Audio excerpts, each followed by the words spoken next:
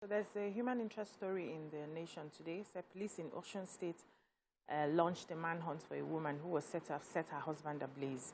The suspect, Ifeoluwa Akanji, reportedly set her husband or boyfriend, Boluba Midele, on fire over alleged infidelity. So what happened was they got into a marriage engagement in the month of March, and then he had to relocate to Cairo, Egypt. So he had to send her money. They built a bungalow, and then he came back a few weeks ago to celebrate her birthday. Then the lady realized that he had impregnated somebody else, I think through phone conversations and all that, and she got really upset. They tried to solve the issue, talked about it for over a week. It didn't work, and then this particular day he was inside, she came out, set the house ablaze, locked all the doors, all the windows, and disappeared.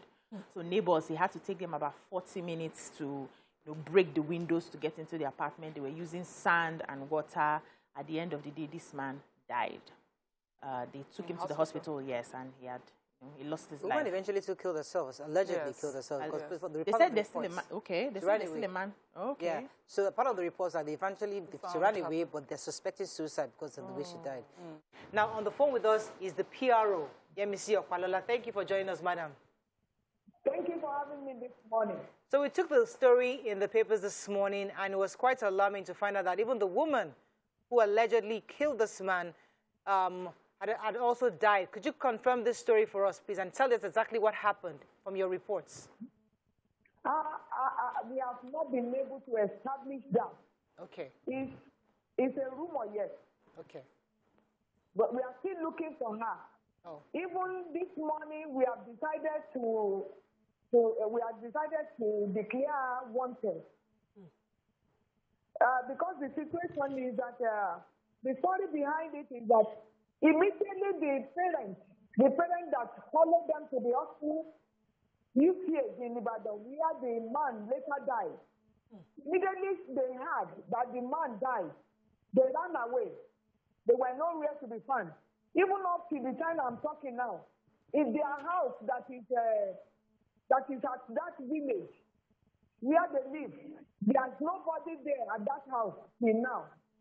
How did you discover this incident? What happened? Who came to you? Who alerted you? And how did you come about this story? I think it was a neighbor. It was a neighbor that came to the police station at Iboku because the place is under Iboku jurisdiction. So the person now came to the police station to report that a woman locked her husband inside and set him ablaze. So when the police went there, but before we got to the place, the man has already been burnt to a point that it was so terrible. So the man was taken to the hospital, one hospital in Osogbo, that is called Osogbo Central Hospital. But when the people there knew that they cannot handle the matter, they transferred, they make a referral of that person, the man. The man's name is Bodu Bamidele. They referred him to UCH in Ibadan, where he later died the second day by 4 o'clock on the 18th, because the incident happened on the 17th of this month. The victim, before he passed on, was able to confirm indeed that it was his wife that set the house ablaze. Yes, it was the junior sister of the wife. The junior sister of the wife, according to the information, the junior sister of the wife was the one that called the parents of the deceased. Okay. That come and see you. My sister has set ablaze her husband, and she's running away. She has run away. Please come here quickly. All right. And they said they got married about 1 year ago. Prime of passion. That's what it's looking like right now. What are your thoughts on this? What is that thing? Should we begin to re-educate people? No matter what happens, you need to be able to hold yourself. How do you employ emotional intelligence in times like this?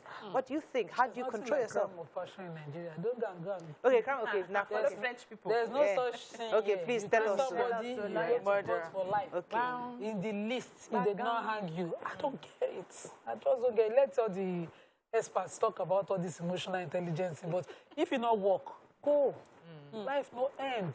But if you sacrifice a lot and you invested a lot, because for you to... Your mother sacrificed a lot. You left her to marry somebody else. Exactly. What kind of sacrifice can you sacrifice for somebody that is not enough for you to walk away from? So I don't get it. The problem I see is we put our happiness in the lives of, like, we hand over our happiness. We hand over what makes us feel good about ourselves to somebody else. So within another person's control. So you're doing what you're doing because of what you are expecting from this person. And when that expectation does not happen, some of us have not learned the art of accepting it and moving on. If we're in a loving relationship, I will love you. And if it goes anyhow, I will adjust myself, work on myself, and I would move on. I will release you. I will allow you go free. True love is setting free, not even holding back. And I know how it is for young love. They said you're married 1 year. With women, they go into this is her Prince Charming. With all this expectation of Prince Charming to come and solve all her life's problems.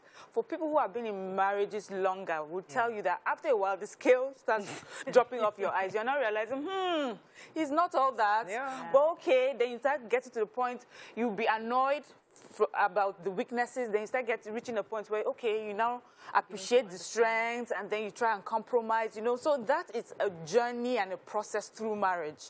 But unfortunately, she's truncated her own in the first year of marriage. The process of getting to understand that a man is not completely there. Her is that she allowed her emotions to get the best of her. And now, it's either she's committed suicide or, you know, she's on the run forever. Let's just even assume that he came and said, okay, I had a secret marriage before I married you, and I have 4 children. And I want to go back to my first wife. Whoa. Is it fire that will get you justice? I don't get it. I don't understand it. Is it that the least informed person knows that the consequence for that kind of reaction is possible murder? You must have that foresight to think that if I put someone on fire, he might not make it. If I send him in, and if he dies, I might just die as well. At least that's a common sense thinking. But you're not thinking rationally. Why will you not be rational? If you're not a rational person, why are you in a relationship? No, it happens. Okay. Wait, you see this thing? It's movie. No, it's not movie. Because we think that when we are in love, it's the way it's used to do in giz in the movies. That's how it has to be in real life. In real life at all. That's not how it happens in real life. In real life, you might still even cook food for the person that is provoking you in the marriage. Now and you cook food for his children. And you people will eat and you will sleep and you wake up and you are still upset. Heaven will not fall. Yes, heaven will not fall. Okay. And you show up at a family event, and the person that is married to you is annoying, is provoking you, and you smile at the family, and you greet all your in-laws, and you'll be happy. And you go, remember and you still upset. Okay.